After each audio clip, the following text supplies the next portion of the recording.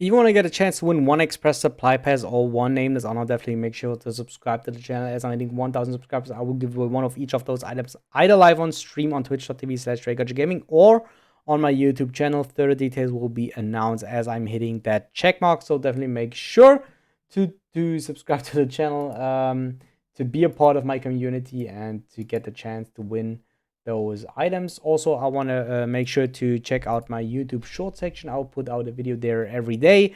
Also, as you can see, less than 40 subscribers all needed to hit that check mark, but I'll literally put out a video on the YouTube short section every day. So yeah, definitely make sure to check that out if you want to support me. Now, with that out of the way, let's talk about the topic of today's video. What is up, guys? My name is Ray, and welcome to another Honkai Star Rail video. Now, in today's video, we're talking about Memory of Chaos. What are the most popular units? What are the best units or the units that people use the most? So definitely shout out to Predon.gg. This is the website that I do use for the majority of my videos because they usually only work with official information, which I do really like. I also mostly agree with their statistics though. And that's why I do really like, this is my personal opinion. The link for that website is on every description of every video. So yeah, make sure to check out their website. Maybe you also find it the same way like me, and you do like their website. Yeah. Let's go over Memory of Chaos. So this is basically a very recent update of the usage rate of Memory of Chaos, like what characters are used the most. Let's go over this. This data has been last updated on the 26th of August, so it's a little more than 1 week or maybe a maximum of 2 weeks. And they have like nearly 8,600 players shared their 1.2.3 Memory of Chaos clear data with us. And yeah, 1,852 of the sample are self-reported players that filled our form, and 6,742 from the random UIDs that we scanned.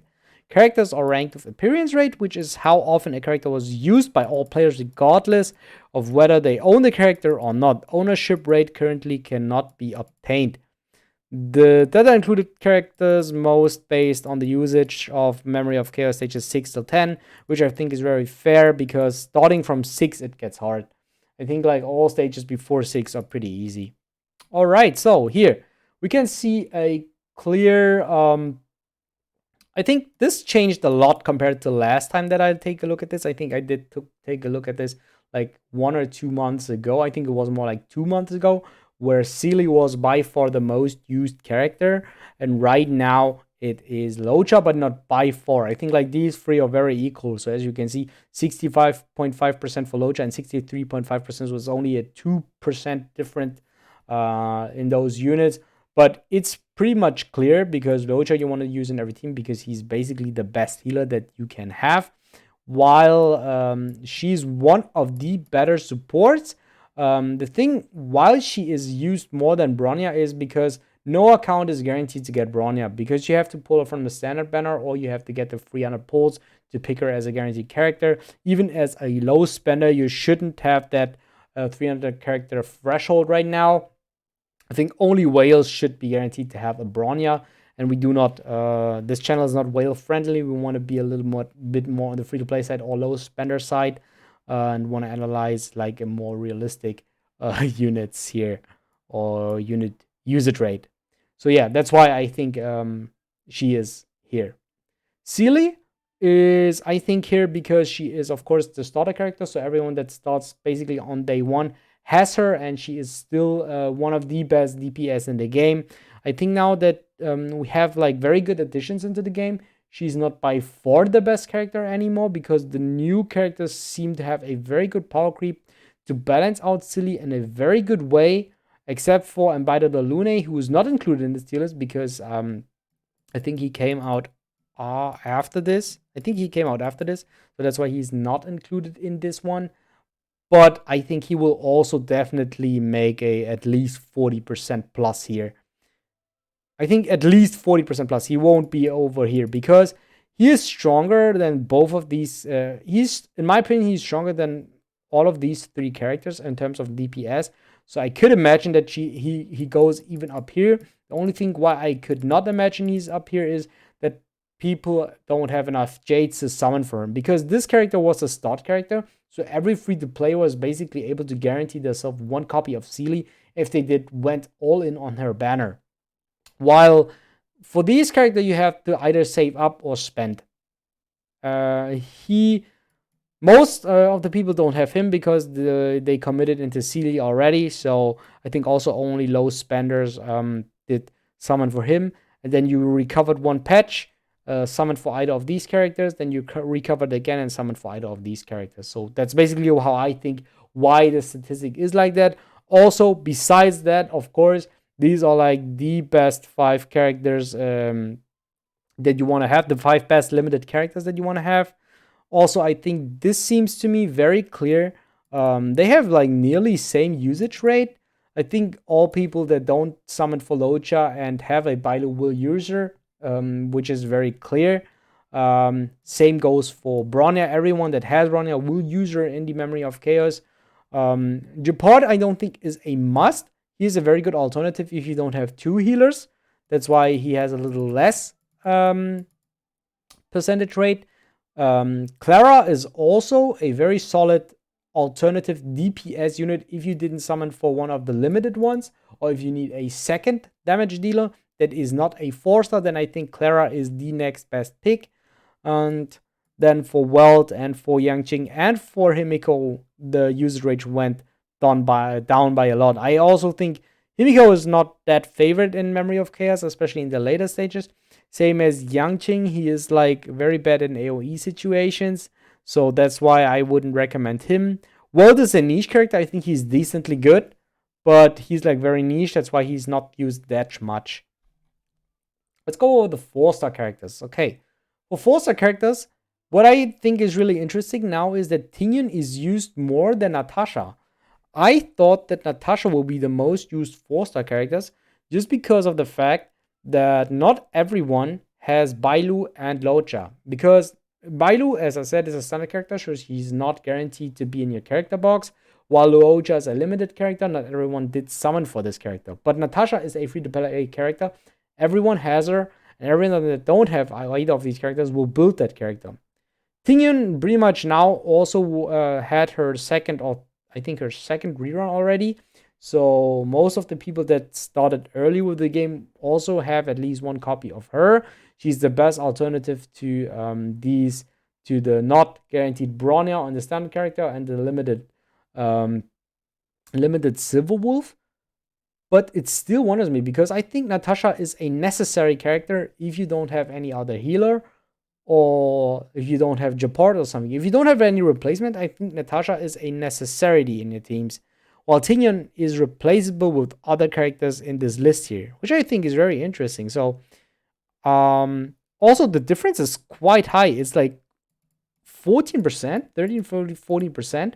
That's quite a lot. I thought the difference is only like maximum of 2%, when Natasha being higher one. That's very interesting. For the Trailblazer, so I mean these two are by far the most used 4-star characters, which makes kind of sense to me because Tingyun is the best replacement that you can have. She sometimes is even better than those 2 characters, especially now for the new character Ambida de Lune. And she's just there because you pretty much only use her if you don't have anything better. I think she will get power creep very soon, as we're getting. I think pretty much every healer that will include it to the game will be better than Natasha right now. Honestly, I have to say that. Same with this. Any tank that will be included into the game will be better than him, so pretty much you use him if you don't have any better tank. But it's different for those 3 characters. So I will talk about Sampo first. Sampo is here because he is a very good partner for Kafka, and as you can see, Kafka is the newest unit. Everyone wants a user. Her usage rate went up. That's why the usage rate for Sampo also went up. But Sampo is not a character that has to be used alongside with Kafka. There are also hyper teams with Kafka, so you can also pair her with Asta. So that's why I also think Asta is here. I think the majority of players do like hyper carry Kafka because they want to use their Kafka more. But that's why I think overall the usage rate of these 2 characters went up. Pella also went up a little bit, but she is very stable here. She's, I think, also pretty good alongside with Kafka because she's a skill point neutral 4-star. So she's a very good supporter, in my opinion. She also goes very well with pretty much every DPS character in this list. She will especially go well with Embedded Lune because, as I already said, she provides defense threat and she provides a skill point positive kit, which Embedded Lune likes very much. Yeah, besides that, it falls down even harder for those units. March 7 is here because she is another preservation character. So this basically is to replace any healers for these two. Serval is also pretty much here, or is increased rate because you can use her alongside with Kafka because she can increase the duration of the shock. And the other units went down. Lucas also went up because of Kafka. Other units went down. Oh, Qingque also went down. I think these units went down because they're not favored for the elements in MOC 6 to 10. Which I think is very interesting. Like in 9,000 players, only 5-6% do use these units. I did use these units for a very long time because I pretty much I have Clara, but I didn't build her. But yeah, I think most of the players have at least 2 of these units and or even more, and they use those for Memory of Chaos, and then they build around with those supporters that are available here, and then those will fall off. So that's like my assumption here. Yeah, very interesting. What do we have here? The fastest cycle. Oh, these are the units that clear the fastest, though. Kafka, yeah. Whoa, Kafka, insane. But I would also thought that it is Kafka because she has a very high damage. I also have Kafka because she's pretty much the only AoE character that I have, and she clears very, very fast. I think like sometimes I clear like with Kafka in 1 or 2 cycles, and then the other team struggles because I don't have the proper DPS on the other team. These two are basically because they are always paired with your strongest DPS. Yeah, this is the same with this. All right. Oh, this is interesting. He clears very fast though. Interesting. So okay, what do we have here?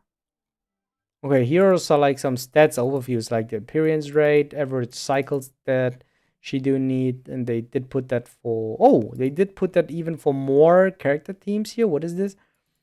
Okay, these are the teams that clear the fastest, right? Yeah, these are basically the teams that clear the fastest. So they use Bronya Pella. Okay, good. Pella is basically the replacement for this, because this is pretty much a whale team. Look at this. You have 5 premium 5 stars, 4 premium 5 stars.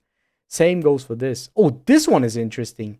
Jingyan is that high because I feel like not a lot of people like to use Jingyan, and these are 4-star characters. Okay, but okay, here it's 13.26 average cycle. So it's not by order. It's not ordered here. So this team clears faster than this one. But what I don't understand, why is this rank 1 while this clears in 9.16? This is rank 2, but one clears in 8.26. Or maybe that's the average of all stages. Like if we only look at 10, okay, for 10 it's basically this. I think obviously because Electro will be the weakness here, which I also think is very interesting. Oh, this is basically the team. Okay, very interesting. Let's go over from stage 6 and take a quick look at all of those teams. So team 1 is Blade and Sealy dominant with supporters and healers. Second one is also Jingyon and Kafka. For 7 we go Jingyon and Sealy. So basically every time Jingyon is good, Kafka is also good, because it's basically because of Electro weakness.